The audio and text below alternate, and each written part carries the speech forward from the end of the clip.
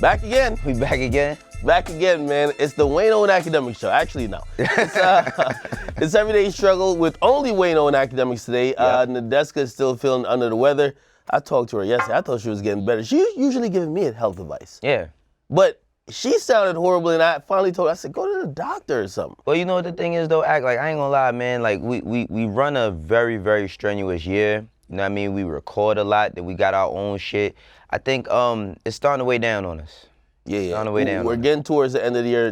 Listen, Thanksgiving's around the corner, so that cures everything. Regardless, we're gonna hold down today without her again. If you're at home, Nadeska, we wish a speedy recovery. We are gonna get in some hip hop though. Okay. Right? Yes, we because Tory Lanez dropped a Chixtape, and been hearing a lot of talk about it. But he did his interview rounds. I'm a little mad at you, Tory. You ain't come up here yet. Yeah. Right? It would have been way easier to do the show with me, Wayno, and you. However, he did, I believe that's Hot 97. He went to Hot 97 and he spoke just in general about where he thought rap was. Okay, check it out. I look at rap right now. Rap is in a horrible place. I just feel like rap has gotten to a repetitive place where it's like a lot of sound alikes. There's this one sound that's like right now that's like it just sounds like it's just out of like a automated box, and it's just like let's just go on it, put a bunch of autotune on it, hood nigga beat, hood nigga song, it's good to go. I'm gonna defer to you on this one, Wayno, because like I'm a little torn with what he said. All right, so I got a few perspectives on it. You know what it is? I went to an event last night with like a YouTube event, Leora Cohen and Tuma and Oh, you in this shit now? Hey man, I got a good invite, it was really informative though. It was really informative, and they talked about this a bit as well. The thing about artist development is totally gone. Everybody's just looking at data. Like the way the music business is ran right now, everybody's looking at data and everybody gets to it the same exact time. It's just about who wants to spend the most money. And kids are starting to find this out. So they're not really trying to become great artists. You know what I mean? They're really more centered on, let me just, like how Corday was up here and said, let me hit a lick right quick. You know what I mean? Like if I could get a song, go viral, do some crazy shit and get the numbers up, I could get a lot of money. Whether I become successful or not after that doesn't really matter. And I think that hurts like the artistry of not just rap, but R&B and everything else. You know what I'm saying? So I think that Tory is right when it comes to like a certain sound, but I wouldn't say rap overall is in a horrible place. Okay, so I agree with the first part you said, right? But the second part, and even going into what he's saying in terms of the sound, let's fast or rewind 15, 20 years ago, early 2000s. I think the landscape of what was popular, the sound was pretty different. Yeah, so like, absolutely. Of course you had Dipset sounding very different than G-Unit, and they sounded different than artists coming out of the West. Like it was a lot of variety, right? Right. But compared now to like 10 years ago, I felt like and music industry is kind of like this. It's like follow the leader. It's like, yo, monkey see, monkey do. To an extent though, I mean, because you know what? Like when you said early 2000s, and that's just saying like Dipset, so we said crews. Like we got Dipset, we got G-Unit, we got D-Block, right? But then I also got to think about, if we go to the South, I think about Youngbloods, you know what I mean? Okay. Around that time. I think about Slim Cutter Calhoun. I think about Bone Crusher even. And I haven't, while Bone Crusher only had like one record that I know, like, you know what I mean, Never Scared. Yeah. I haven't seen like just diversity in every market. I feel like everybody tries to follow a certain pattern, even to the West Coast artists. Like I think that the West Coast artists, like while you do have like the Shorelines, you know what I mean, and the SOB RBEs, I feel like because other kids are seeing that that's successful, they're just trying to follow that palette as opposed to making their own sound on an up-and-coming level. Because I hear a lot of up-and-coming artists from everywhere. You know what I'm saying? So I think in every region, people are just looking at what's the most successful thing and just doing that. So let me play devil's advocate. I guess this is why I'm kind of moderating and debating today. But in a sense, though, because you know some people be like, hey, we're getting a lot of quantity and it's hard to find quality. And I do believe the quality is there. It's just you have to sift through a lot more bullshit to get to it. Yeah. So is it a thing where in terms of, you know, Tory's saying 75% of the sound is kind of like, or even just most of the sound is kind of like the same? maybe that's just what the fans want to hear, and there's a lot more variety that's just not bubbling up. But I think that the part of the reason of that is because the fans don't know what they want to hear until they hear it. Right? Like they really don't know what they want to hear until they hear it. But I think because it's such an easy thing, like it requires way less skill. Talked about 15 years ago, right? So I always say like, all right, like Jadakiss, right? Like when it paid to rap like Jadakiss, you had people from a lot of different regions. Like I even say Rich Boy. Rich Boy, he had his own twang and shit, but he rapped bars. You know what I'm saying? Like a lot of people in the early 2000s rap bars, and then Kanye kind of changed everything with the whole I'ma just be myself, I'ma express like who I am shit. And then people started doing that. People jumped on that wave, like. But I think now, but even my fault. Even back then, it required you to have a certain type of skill set. Like, come on, Act. You make parody rap. And while you might not be in the top 10 of the new up and coming artists, is it that hard for you to make a record, or for you to ask a person to help you make a record? No, it's not that hard. Exactly. So it's like, and you're able to compete. I've seen you on a research sheet before. You know what I'm saying? Like it's kind of hot out here. So let's even make this more specific, because elsewhere in that interview, right, he did go on to say that about like he feels like 75% of the rap style today, like Young Thug is responsible for. I think we got that clip. Yeah. I think Thug is responsible For a lot of this. for 75% of the rap style that's going on right now. Right. And I don't think that we shed enough light on Thugger for that. It's so important for him to shed light on it because of the fact that people just have been taking his style so blatantly and just not showing the respect or showing the I got it from here. I actually disagree with that. Really? Yeah, and I love Thug. Tell me, I gotta defer to you now. Why do you disagree with that? Like, are we giving that to Thug? Okay. Instead of Wayne? Wait a second. We talking about the last decade, right? Like Yes! last decade, right? There is no Thug without Wayne. We all know that. Okay. Like because Thug even said it. I'm trying to see where you fall on this topic. Go ahead. All right. Go. There's no Thug without Wayne. Thug said it. You know what I'm saying? Before all the bullshit. Yeah. Thug said it. Now, in terms of rapping style, I think it's not just music when Tory's saying that. It's also antics as well, right?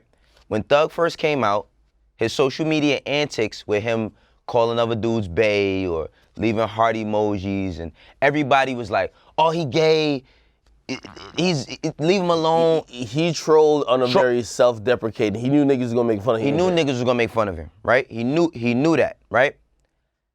How many artists have we seen after that do the same exact shit?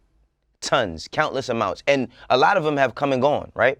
Now, when it comes to rapping, absolutely.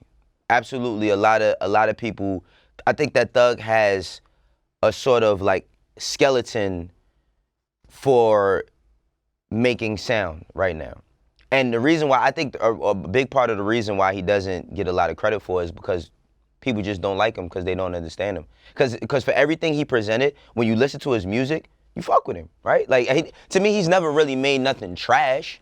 And if we talk about like rapping, no, is he rapping like Kendrick or J. Cole? No, but the nigga can rap if you take time to listen. But I think the problem with hip hop right now, or you know whose opinion matters the most?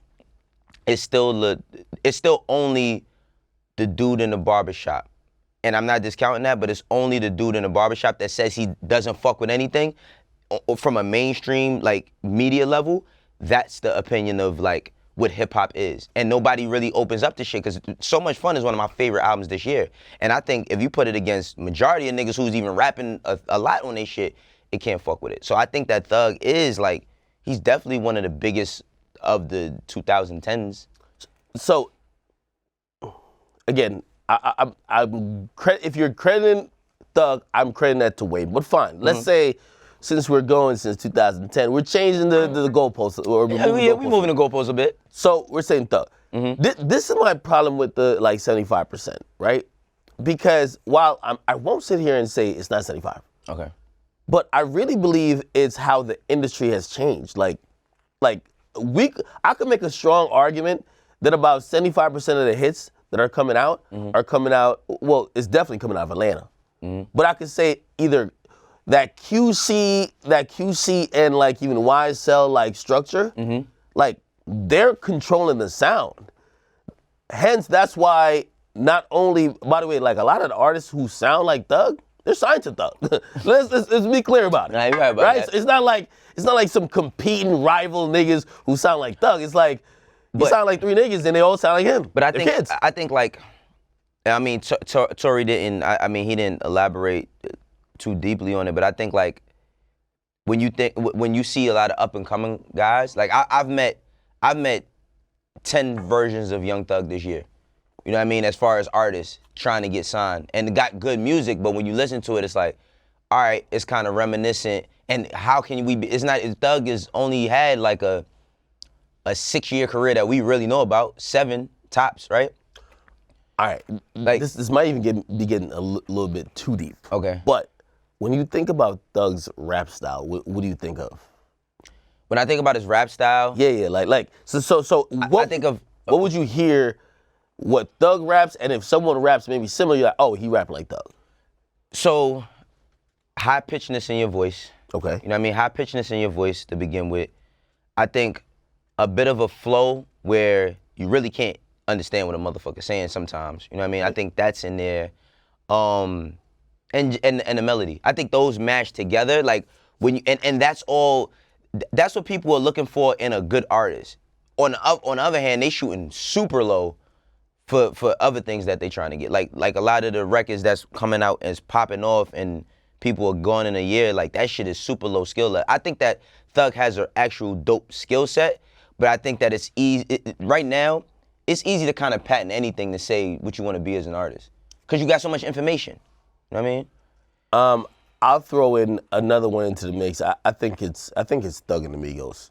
Oh yeah, I mean, I think you gotta have the Migos in there because yeah. I think you know we're kind of married to like the last 2-3 years because that's what's more fresher in our minds.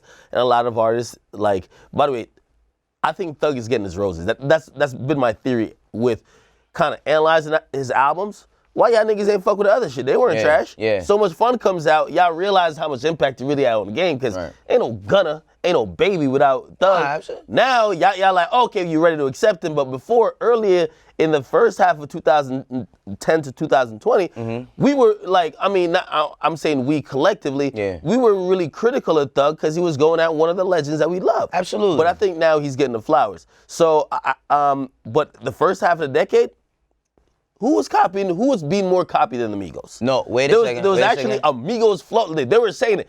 There's a Migos flow. But there was also like that happened for Rocky too. People took like when Rocky came with that a certain type of flow. Because I remember Wiz Khalifa joked about it. He was like, everybody rapping the same, saying shit like that. White shirt with that red hat with that backpack. And, like mad people started doing that shit after that, right? Now, Thugger and Migos kind of ran the same, but Thugger boosted way before them. Like his I think the start of his run, people accepted him first before he had bigger records than them before they had big records. Like I mean, if we looking at Danny Glover, you know what I mean? The shit with T.I., all the shit with was that before Versace 2013? It is. Versace 2013. Well, I mean, you know what? Fight Night Night was Montana. like, but somebody gonna correct us on this. Somebody watching right here, like, somebody definitely correct us. Like, man, that shit was 2012. Yeah, they got their Google tab open right now. I think that they kind of ran concurrent. Like, I think that they kind of ran concurrent. It's just that, like, I think that Thug was just more visible because of, like, the social media shit, and everybody's like, what the fuck is this new thing that's going on? So I think, like, that made it a little bit more visible. Like, but you know, Bad and Bougie versus History. But that's when they really got their flowers. Because I was fucking with them with No Label 2, all of them joints. Emmett Smith. Like, it's people that don't know those records. But they know Versace, they know all the other joints. But I think, like, they kind of ran at the same time. But we just paid a little bit more attention to Thug because, remember, Offset was in jail. So for a year, I didn't even know what that nigga looked like. You know what I mean? I didn't even know what he looked like for a year. And then when he came home, it was kind of him adjusting back into the group. That kind of was weird a bit because, remember, they put him on Versace. We were so used to the version of just Drake and Quavo and Takeoff. And then they put him on, but Drake was in the video. They shot the video together. So I think, like, they all ran at the same time, but they just had different moments.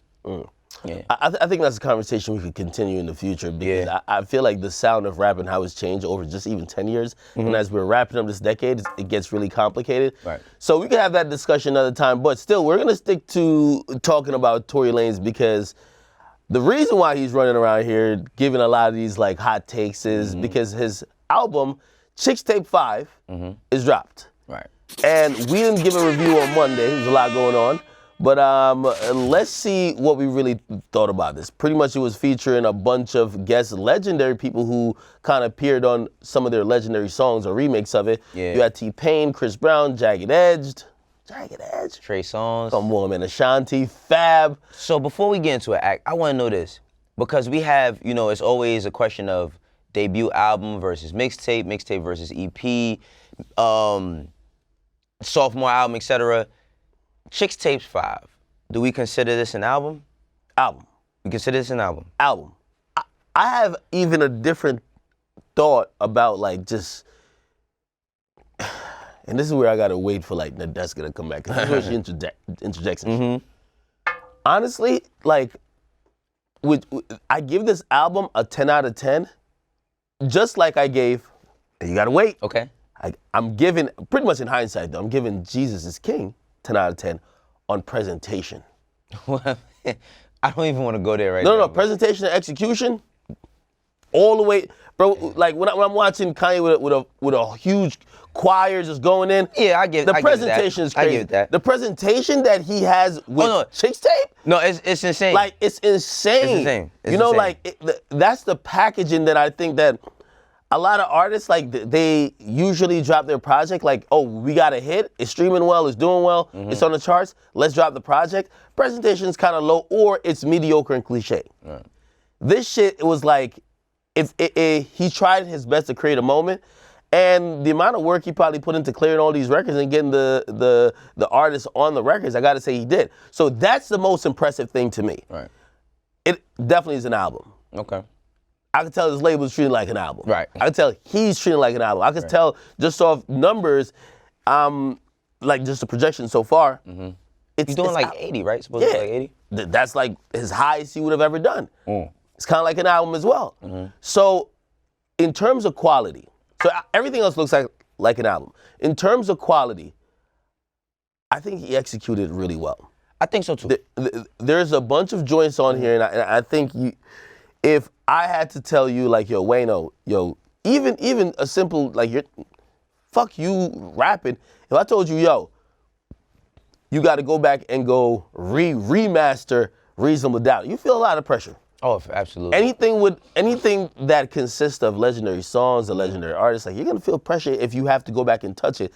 And I think fearlessly he went in, and he was going in on most of these records, man. Yo, that record, the trade with Jagged Edge, come on, man. That shit's fire. Like, these are my personal favorites. And, you know, the Jerry Sprunger song, which was one of the first one they rolled out, that was cool to me because I'm so married to the initial version. And that was my biggest thing that I had to get past mentally. I'm married to Take You Down by Chris Brown. Absolutely. Like, you have memories to most of these songs. And to see him do remakes, Right. you wonder how he would fit on it, or would he be doing too much? And I think he fit in great on a lot of them, like the Best of You joint. Still waiting with Trey Songz. I can't. We were just joking about how that's one of the ultimate hated songs of all time. No, I agree. But like, I think Tory watched Jaquise and YK Osiris battle it out for. I was about to say for R&B King. He kept quiet. And he dropped a fucking bomb on these niggas. So this is the thing. When I listen to it, you know, it just sounds like he made it with a lot of care. Even down to the skits. Even down to on the Jagged Edge song, how you can hear JD in the background talking in the ad-libs, right? I think that like you said, that's what I was gonna say. How you got YK, you got all these people battling for, yo, I'm the king, I do this, I do that. And he's just like, all right, I'm gonna let the music speak for itself. But I think that's the truest form of how you close an argument. You know what I mean? Let the results speak, because he's gonna do good numbers, but the quality in the music. Now think about this, right? We just talked about quality versus quantity. pretty sure it's tons of, and like we've seen tons of content from YK Osiris and Jacquees. I've seen them talk more, and Jacquees has a good album. I'm not gonna front him, he got a good album. But I've seen them talk more than I've seen people talk about their music. Tory, he's not really talking too much. Like, everybody's just asking him hairline questions right now. You know what I mean? But he talked earlier when he was talking about, like, he was more king of rap. Right. But he left that conversation. He even said it. He said, I'm going to leave it to... I'm going to leave that alone. I'm going to leave it, like, you can't fight for everything. So it's like, what's ill is he's showing and proving, and like, quality versus quantity, how many people will we have to pick through to get this type of quality? You know what I mean? Like he's given us a high-level R&B album. You know what I mean? And it's been a lot this year. I mean, like, Ari has given us one, Summer Walker. You know, I can't wait till Black comes back around. It's so many people that's giving out dope shit, but it's like, in the midst of all the conversation, all the boom, leave that to talk about it. Hey, since we brought it up, you know, we did have a fan question. Listen, we had a fan question. Let me see, who is this from? This is from Corbin Matters Now. Corbin Matters Now. He says, I got 2 questions for y'all about Tory. Didn't we tell him to stick to one? But it's okay. All right, it's okay. It says, does this new album make him the king of R&B? And what's y'all favorite 2000 sample he used on the album? So, king of R&B?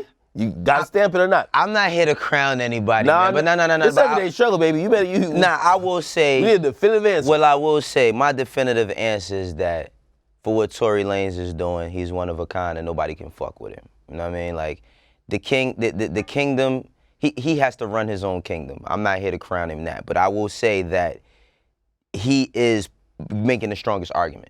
He's making the strongest argument without any antics. He's just purely putting on music. And my favorite joint, I would say the I Can't Help But Wait joint, the Still Waiting, or the joint that he flipped over the Beautiful, where they started with the oh, that shit, I can't remember, I don't know the name of it, but that's one of my favorite ones over there as well.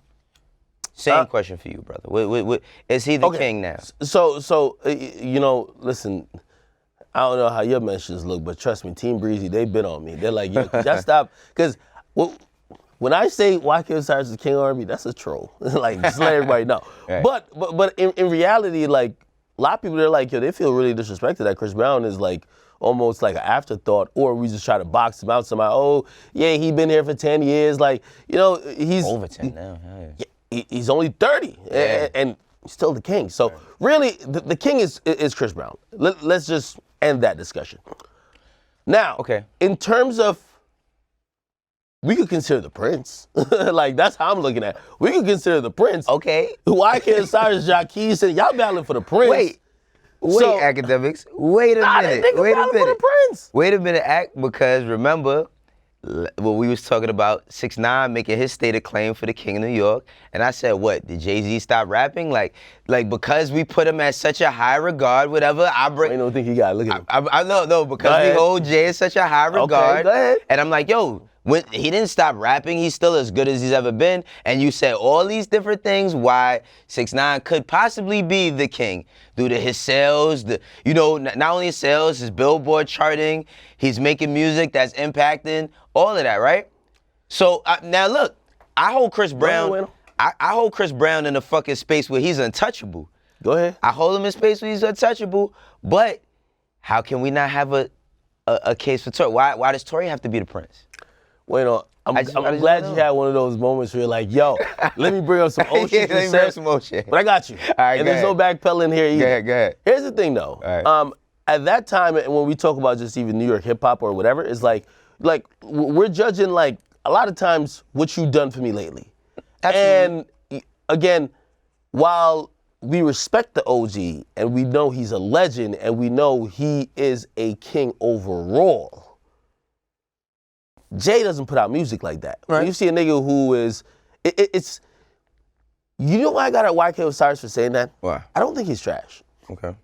But you can't be a king and put up peasant numbers. These dudes who are claiming king, they're not doing king shit. You know, when Chris Brown comes here, when he comes to New York City, the biggest fucking market still in the United States, Chris Brown's at the Garden or at the Barclays. Absolutely. For the fans who are watching, that's 20 to 30,000 people that are going to be showing up because they want to really watch the king. Right.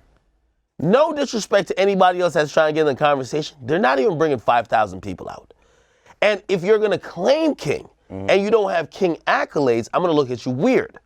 So back to what you're saying with Jay. Right. When you start throwing up some songs on the billboards, blah, blah, a couple plaques start coming in, I'm open to you claiming that throne. Okay. I'm open to it. All right. Okay? Now, of course, I agree with you in a sense. There is a skill barometer. Like, are you even qualified? Like, are the songs you're making lit enough, or could you even rap as well to qualify for that? Right. Granted, I agree with that. But if your shit's not performing, you can't be the nigga on the bench talking about MVPs. All right, so look. Hold on. Go ahead. Not even done. Go ahead. Because I gotta just so I gotta hammer it home. All right. So when we talk about King in terms of R&B, I look at the people who are claiming it, and they're not doing any. Like, they're doing more. They're selling themselves on just word of mouth more than they're performing. If Tory, which I don't think he really even want to get into that type of debate, because he's picked his horse and his hill to die on it, which is the rap king. I think that matters a little bit more to him, even though he's a phenomenal R&B artist. If he came out and said, fuck what these niggas are talking about, I'm the king of R&B, I will be okay with it a bit because he's performing. Okay. It's about performance. Absolutely. Since when don't we require kings to perform? No, absolutely. But this is why I said, why don't kings of R&B have to dance? Because that's a big part of being an R&B guy. And while everybody who did R&B did not dance, I just feel like Chris Brown is nothing that he cannot do. But another thing with Tory is I just don't put him in a certain space because I don't know what to consider him. I don't know if the nigga's an R&B guy or if he's a rapper. Like, he doesn't make one type of thing, and he does a lot of things well. So it's kind of hard to even put a thing on him. You know what I'm saying? You just hit me with the next segue, really. Okay. Because our next fan question, it made me think of that. All right. And we had a question from CJ Poplock679. That's an interesting name. He said, a few days ago, a fan tweeted out saying Tory Lanez will become one of the biggest artists in the world, and it went viral. Do you think that fan was capping, or could Tory really become one of the greatest of all time? I do have a take on that. Okay. The take really I have on that is that I feel like Tory he's at a great place to be. By the way, Tory, I don't really want to get through all of his history because, like, we've been talking about Tory for a minute. Goddamn, it's like, the Tory show up here. Yeah. Show up here if you want to talk. Right. Anyway, if you look at Tory, like, and you look at even his sales, like, the album before the last album did like 50-something. Like, he's been steadily rising. I feel like he's at a great medium that maybe he just needs, if he has a top 10 song, I guarantee it. Top 10 song, he's the guy who we're talking about in terms of not that he's not a superstar, but like the guy who's selling 140 or 150,000 records sold first week. But he's been steadily climbing, doing the things that artists climbing the ranks should do to just elevate their career. In terms of him being the biggest in the world, I think he has the material there. I think he has a catalog there. I think he has a skill there. I just believe he needs that. You need that number one.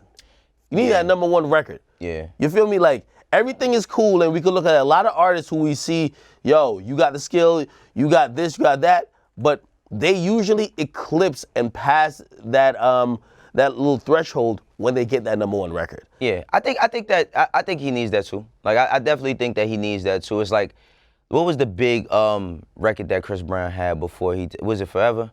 Was it that shit with the double mint commercial and all of that? Wait, are we going all the way back to Chris Brown? No. I'm just saying, it's like when you seen him reach the next level. Like, you know what I'm saying? I'm just speaking about, like, every artist has that record that takes them to the next level. So Chris Brown went to multiple levels. So, like, I think there was that level where he hit with Poppin', Run It. Yeah. And then, of course, like, once he got into some pop shit and he went into, like, Forever. That was ridiculous. That's what I'm saying. But I don't think that Tory has to make that type of record to do it, but I do think that it's going to be a point where he has to, like, and I think he's in the right place. I think it's going to be a point, but he also got to stop swinging on niggas in clubs. You know what I mean? But I think it becomes a part where he's going to be I think he has potential to be one of the biggest artists. Hell yeah. He got the talent. It's just all the other things that go around it. But I think you want to get into this one? Yeah. No, of course. So enough Tory talk, and we basically to the fan question, we agree he could become one of the greatest. Yeah. Just needs a few things. However, my man LL Cool J, when's the last time you heard that name? I heard LL this year. I've heard his name. Okay, Come on, all right. Don't play with LL, man. No. I'm not playing with LL. I'm just saying, LL is back on the circuit. He's doing a couple interviews, and I think he got like a project kind of like, warming up. Anyway, he did an interview with the legend Sway Sway in the Morning, and he was asked if a rapper could consider themselves the greatest of all time if they didn't write their own lyrics. Can you be considered a GOAT if you didn't write your lyrics? Oh, man. Well, I mean, if you're going to go by the original rules, you can't. Okay. You know what I'm saying? If you're going to go by the original rules of hip-hop, you absolutely cannot. Okay. You can be the most popular. You can be the most commercially successful. You can be the biggest chart topper, but you can't be considered, the one. Like, Michael Jordan has to play basketball for Michael Jordan. Yeah. Like, he can't send LeBron out to play, and then he sits on the bench and gets the points on his board. You know what I'm saying? Okay. So, all right. Now, what he said that was very, very important was the original rules within hip-hop, right?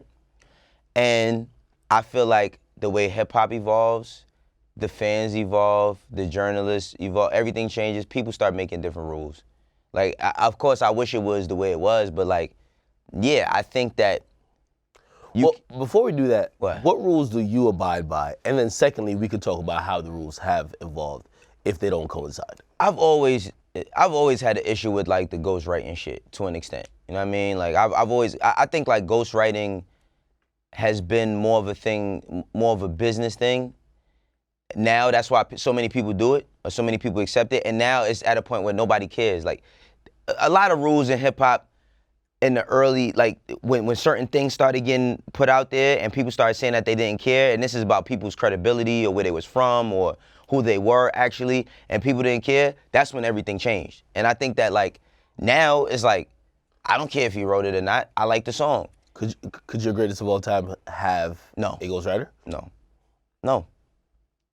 I'm gonna keep it 100. I mean, like, bro, if you found out that somebody wrote, if you heard a reference that Corrupt or Daz did for Dear Mama for Tupac, how would you feel? I would feel a little different. You know what I'm saying? If I found out that Diddy wrote the first 12 of Juicy for Biggie, I would feel away.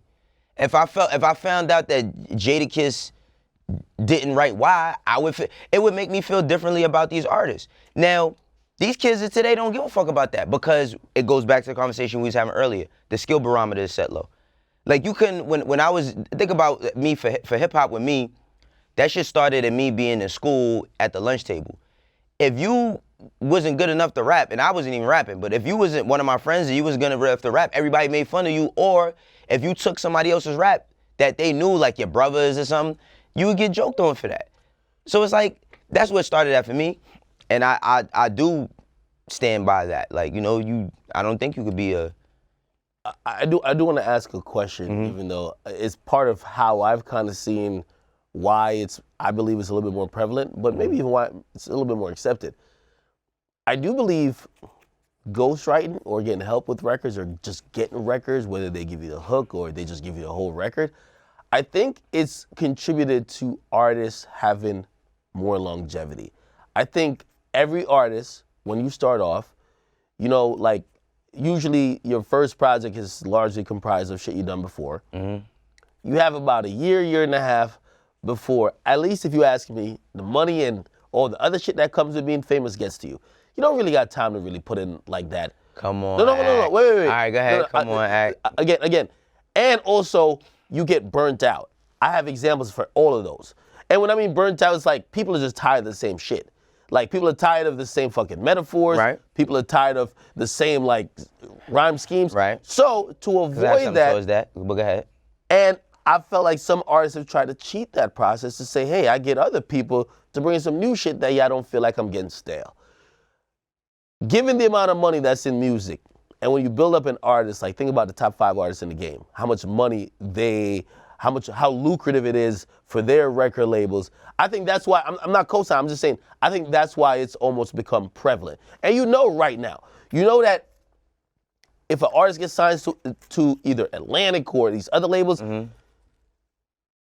Hitmaker or whoever the fuck is in the studio with a whole record that will come to them and say, here's your next hit. Yeah, right? but, wait a second, but he's not giving you the bars. This is what I'm saying. It's like he's not giving. If you want, but I'm pretty sure if you need everything, If you need it, yeah, that nigga could do it. But I'm just saying, it's like, okay, that's what I'm saying, yo. Think about that. That's why anybody could be a rapper nowadays. Anybody. That's why anybody, a kid who's playing on fucking PlayStation all day and he's got 500,000 views and 500,000 subscribers and he gets 3 million views on every YouTube joint, he goes and gets a big rap deal because now he wants to rap. But somebody's helping him write this shit. But a person that's busting their ass, that's really putting in the time, that's the thing. Nobody wants to spend time to develop artists no more. That's the biggest problem. All of our favorite artists, even down to one person who could be a subject of this conversation, Drake. I think Drake was developed. I think he developed his skill over time. I mean, when you go back and listen to Comeback Season, you know what I mean, and you listen to the freestyles that he put out before he got to So Far Gone, I think it was development there. Regardless to him having his writers, he had development. Nobody develops anything no more. Everything is just like, all right, the numbers is charting, that shit is spiking, bring them in, offer them whatever, let's get the money. That's what the music business has become. It's not about skill or skill set no more. And that's the sad part about it. All right, so Wayno, so this is where... Go ahead, challenge whatever you got to challenge. I've been having a hot take. Okay. I couldn't wait to get this out. Okay. Really. So, me, y'all know, confessed Drake fanatic. Not Stan, fanatic. Right. When I found out Drake didn't write a fucking line during that whole meet, like even a line, I'm like, right. I was hurt to the core. Right. I felt like a fan that was betrayed by Drake. I kid you not. Okay. And like, you know, even I think that conversation was, you know, like a lot of people were trying to throw whatever into it to say, well, it wasn't the lyrical joints you liked from him or, yo, it was just a hook or just an idea. I was still hurt that the guy who I believed was making so many phenomenal records did not create some of the records I liked or did not like create the idea. Right. But then of course you had other people jump in the mix. Well, this is how the music creation process happens. Everybody contributes. Here's the thing now. I've looked at like his career since and I'm almost turned into what you were saying to the new age audience. Of course you have. No, go ahead. But here's the thing though. All right, go ahead. I look at this, and this is my own unique way, and tell me if it's just bugging. I look at it, I feel like rap is baseball.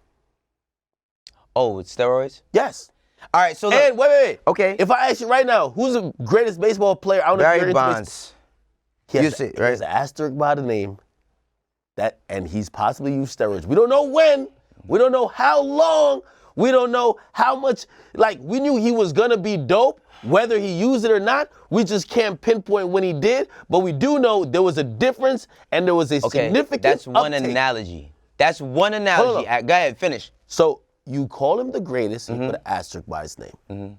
If I'm, like, 5 years ago when the whole Drake and Meek thing started, I said Drake is disqualified from that shit.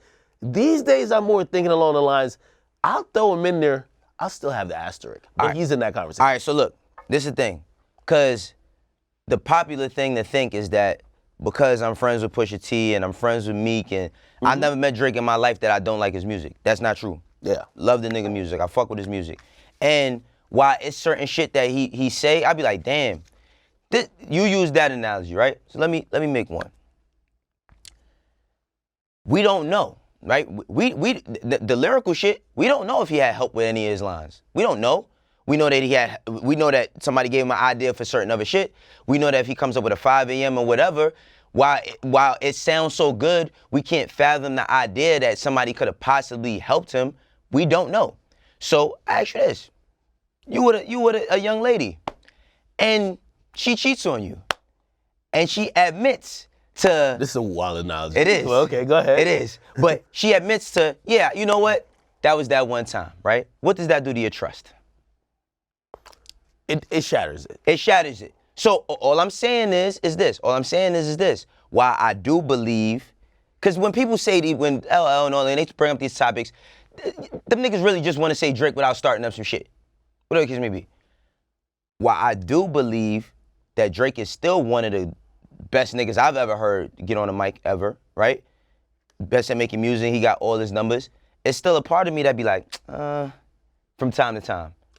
It's still a part of me that always does that, like you know what I mean? And I'll rock out, I'll listen to his music and all that, but I'll just be like, damn, like, you know what I mean? So in closing, I just want to know how you, like, it's like, I think the baseball, like, Hall of Fame people had to deal with this question too. How do you deal with the niggas that came in the steroid era? How do you gonna deal with the niggas in rap? All of them was on steroids of coke at that time. All right, so how are you gonna deal with the people in rap that are coming in the era where you know records are given to them, or they have so much help that if we went back to the 90s or even early 2000s, that would be frowned upon or just not respected? How do you deal with that? Times has just changed. Like, I just accept that times has changed because even when me... You throw him in the same Hall of Fame? I put him in Hall of Fame. I still put Drake in the Hall of Fame.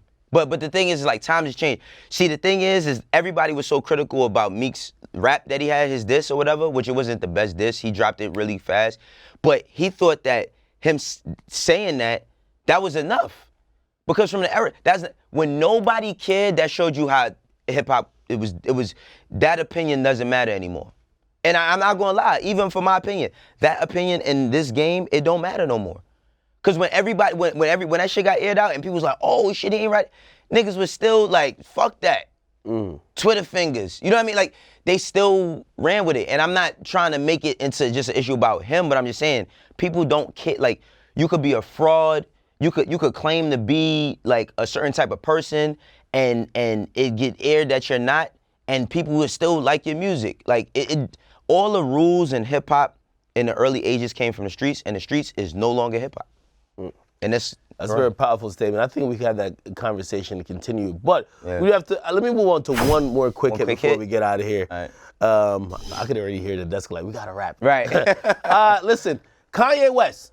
He announced that Jesus is King Part 2 is coming, and it's coming with Dr. Dre. Really quick thoughts. Hopefully this one will be good. Will you listen? Yeah, I'm gonna listen to. I'll give a chance, bro. Look, I'll say this quickly, right? When I seen Jesus is King, you know what I thought? I'm like, yo, if that nigga made Jesus Walks, then I'm expecting for Ultralight Beam, Jesus, I'm expecting that level of gospel music. I'm not expecting for you to, like, for your bars to not be up. His bars is not up on that album. Like, sonically, it's just not well, let me not say sonically, because there is good sounds, production-wise. But his rapping, his melodies, it's not good. We talking about Kanye West. And all the people that fucking wear Yeezy head to toe, y'all got it. I won't argue with y'all. But I'm just saying, we talking about Kanye West as an artist. Y'all thought that was good from him? I expect more. Hey, this is another long... That's another long conversation. But I will say that I am expecting this project. Here's the thing for me with Kanye. I've been really watching him performing, and I just think, like, you ever see, like, Activate, like, Complex Con is an activation for a lot of brands. Right. And sometimes you might not fuck with the brand, you see the activation, you're like, yo, the in-person experience is dope. While I didn't like Jesus is King really at all, I only like a couple songs off of it, I could definitely say just watching, like, how he's performing it, some of the places he's going to perform it, how they're doing it in a very live and lively manner, I will say I will expect it. I'm wondering what Dre could bring to that. And I'll give him the benefit of the doubt because he's a legend like always, but we'll see. I just say this is Dr. Dre. I don't know if this is ever gonna come out.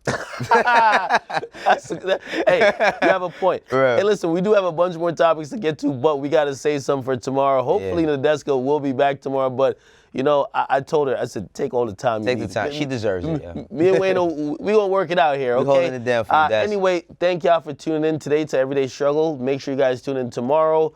It's gonna be, we call it Thursday, Friday? That's what she Thursday. Thursday? I guess. Okay, all right. Peace. See you guys tomorrow.